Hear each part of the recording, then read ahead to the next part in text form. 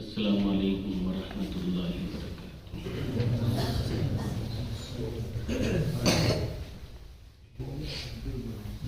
الحمد للہ رب العالمین والصلاة والسلام علی شمس الہدایۃ والیقین، اما بعد فاعوذ باللہ من الشیطان الرجیم، بسم اللہ الرحمن الرحیم۔ لئن شکرتم لأزیدنکم وَلَئِن كَفَرْتُمْ إِنَّ عَذَابِي لَشَدِيدٌ۔ صدق اللہ العظیم۔ ایک پتھر کی بھی تقدیر سنور سکتی ہے، ایک پتھر کی بھی تقدیر سنور سکتی ہے، شرط اتنی ہے کہ سلیقے سے تراشا جائے۔ حضرات علماء کرام اور عزیز طلباء اور دیگر اہلیان شہر، میں سب سے پہلے اس مبارک مجلس میں حاضر ہونے پر حضرت مولانا مفتی ارشد صاحب اور حافظ شبیر صاحب جو منتظم اور محتمم ہیں مدرسہ حاضہ کے، ان کا تہہ دل سے شکریہ ادا کرتا ہوں۔ ایک زمانے سے اپنے اس ادارے سے، جس سے میرا تقریباً 14 سال پہلے ایک رشتہ بڑا طویل رہا ہے، اور جس کا تعلق ایک قلبی اور مودت والا تعلق تھا، لیکن گردش ایام اور دیگر وجوہات کی بنیاد پر، یا یوں کہیے کہ لاشعوری پن کی وجہ سے، اپنے اس ادارے سے مجھے جو قلبی تعلق تھا اس سے دور ہونا پڑا۔ لیکن یہ الگ بات ہے کہ میں ادارے سے دور تھا، لیکن ادارے کے صبح و شام اور ادارے کے منتظمین اور حضرت حافظ شبیر صاحب دامت برکاتہم العالیہ سے محبت، یہ مجھے بے چین کرتی تھی۔ اور آج الحمدللہ، اب جیسا کہ ہمارے نوجوان عالم اور مفتی ارشد صاحب دامت برکاتہم العالیہ، اللہ ان کی عمر میں برکت عطا فرمائے، ان کا زیر انتظام یہ ادارہ اور یہاں کا تعلیمی نصاب میں بارہا سنتا رہا ہوں، اور آج دیکھا بھی ہے الحمدللہ۔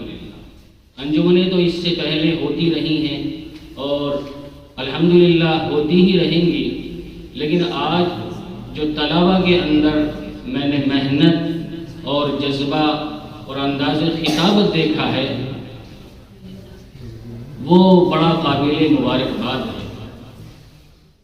میں آپ کو بتاتا چلوں کہ خطابت یہ ایک ایسا ملکہ ہے، یہ ایک ایسا ہتھیار ہے جس کی ضرورت محلے کی گلیوں سے لے کر ایوان سیاست تک پڑتی ہے۔ کسی نے کیا خوب کہا ہے، خطابت مسجدوں میں ممبر و محراب ممبر ہے، خطابت مسجدوں میں ممبر و محراب ہے، اور خطابت مارکوں میں تیر ہے، تلوار و خنجر ہے۔ یقیناً یہ ایک ایسا ملکہ ہے اور فن ہے کہ جس کے ذریعے سے انسان اپنے ایمان کو اور یقین کو تازہ کرتا ہے، اپنوں کو اور قریب کرنے کا ہنر اس فن کے ذریعے سے آتا ہے، اور بیگانوں کو انسان کتابت کے ذریعے سے اپنا بنا لیتا ہے، اور راہ سے بھٹکے ہوئے کو اس کتابت کے ذریعے سے انسان سیدھا راستہ دکھا دیتا ہے۔ میں سبھی طلباء اعزام کو مبارکبادی پیش کرتا ہوں کہ انہوں نے اپنی اپنی کوششوں اور محنتوں کے ذریعے سے اپنے مافی ضمیر کو ادا کیا، یقیناً یہ قابل تعریف ہے۔ ایک بات یاد رکھیں کہ انسان کو کامیابی کے منازل اور مقام حاصل کرنے کے لیے جس چیز کی ضرورت ہے وہ علم دین ہی ہے۔ اصل کامیابی علم دین ہی کے ذریعے سے انسان کو ملتی ہے۔ علم دین ایک ایسا آلہ اور ہتھیار ہے کہ جس کے ذریعے سے انسان بڑے بڑے مقام تک پہنچ جاتا ہے، لیکن یہ علم دین اور بڑا مقام بے انتہا کوشش اور محنت کے ذریعے سے حاصل ہوتا ہے۔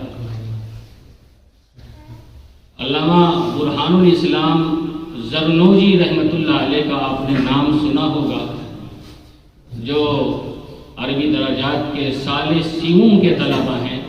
انہوں نے اپنی کتاب تعلیم المتعلم کے اندر ایک بات لکھی ہے، اور گویا کہ اس سے پہلے میں امام ابو یوسف کا قول نقل کرتا ہوں۔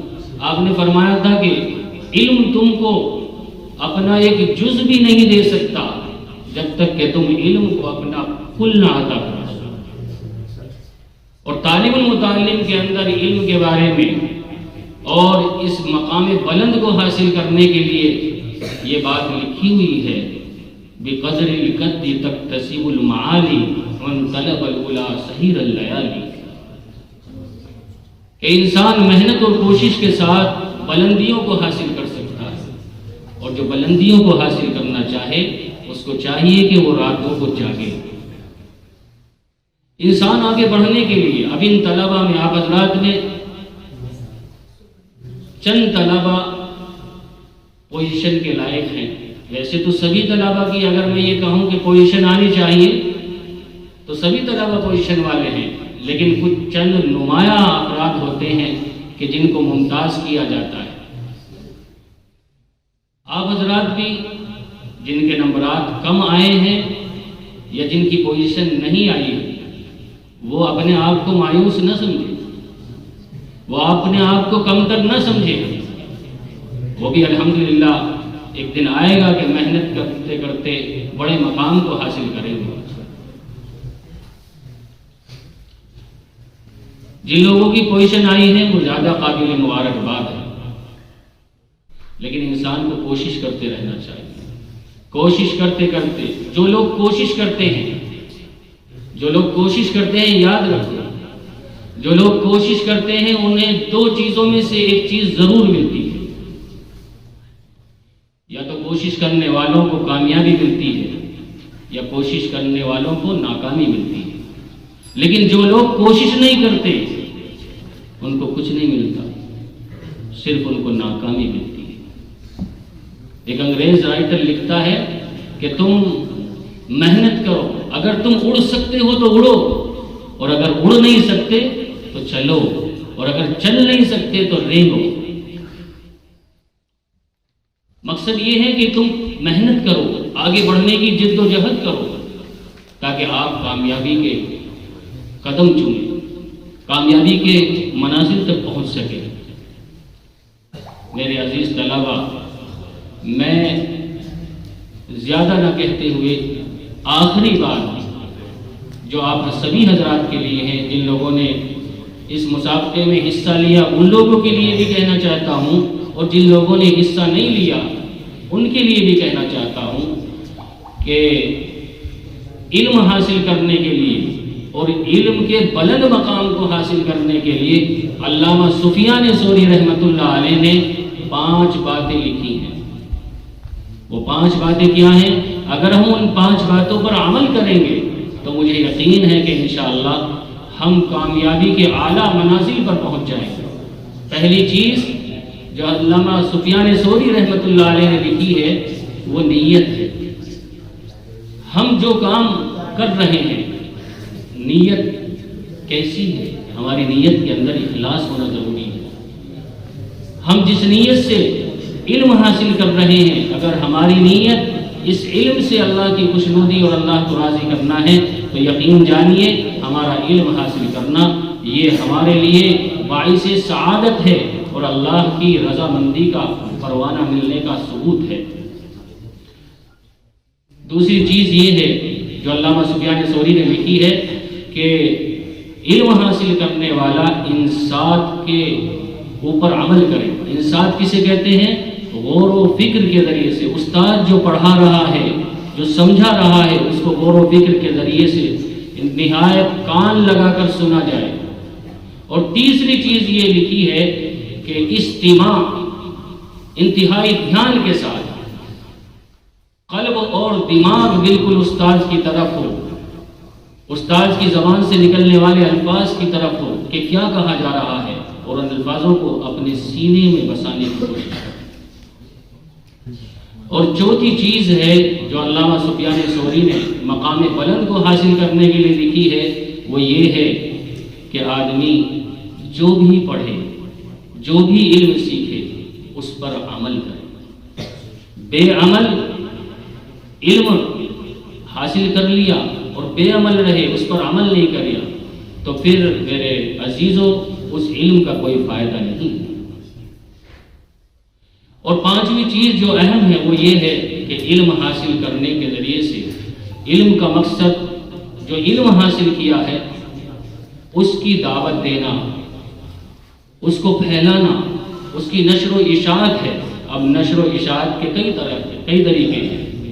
ایک طریقہ تعلیم و تعلم کا ہے، مدرس کا ہے، تدریسی کا ہے، درس کا ہے، پڑھنے پڑھانے کا ہے۔ اور دوسرا طریقہ اور ذریعہ جو ہے وہ یہ ہے کہ ہم خطابت کے ذریعے، تقریر اور بیان کے ذریعے سے لوگوں کو، بھٹکے ہوئے لوگوں کو اللہ کی طرف لے کر آئیں۔ اور ایک تیسرا طریقہ جو علم کو پھیلانے کا ہے وہ یہ ہے کہ ہم تصنیف کے ذریعے سے، لکھنے کے ذریعے سے کتاب لکھیں اور خط اور خطوط لکھیں، اس کے ذریعے سے علم دین کو پھیلانے کا ہم کام کریں۔